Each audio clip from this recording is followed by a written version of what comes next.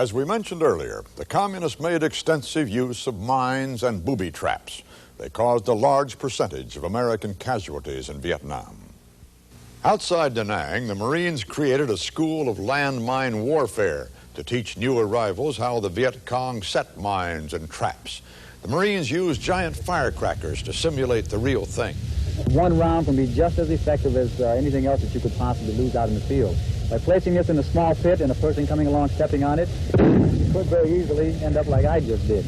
So we have one of the VC flags, which here we emphasize majority of the time is just that you should look out for souvenirs. Everyone wants a flag or some item to take home.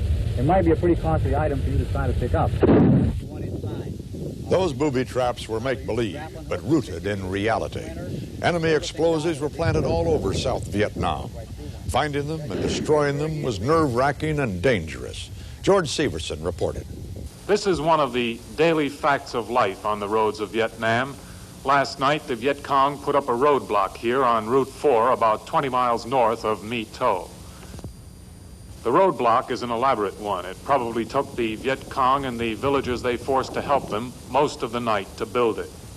In the morning, when traffic started to move, the villagers had disappeared from their homes, and a few trees and mounds of dirt lay across the road. Under some of the mounds, explosives had been planted. These men of Charlie Company of the 9th Division's 15th Engineer Battalion are clearing the roadblock. The job is done by gently laying charges of C4, plastic explosives, on each of the piles of dirt and blowing them up. Everyone smokes on the job. Cigarettes may be hazardous to your health, but this job is infinitely more dangerous.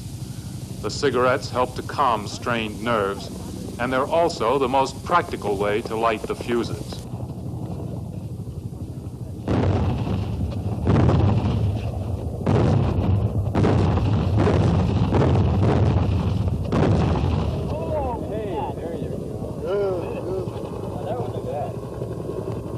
Most of the Viet Cong mines are plastic grenades like these. They're virtually impossible to pick up on mine detectors when they're buried. How often do they put these things out in this area?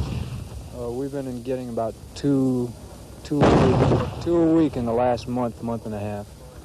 You ever lose any? Heads up!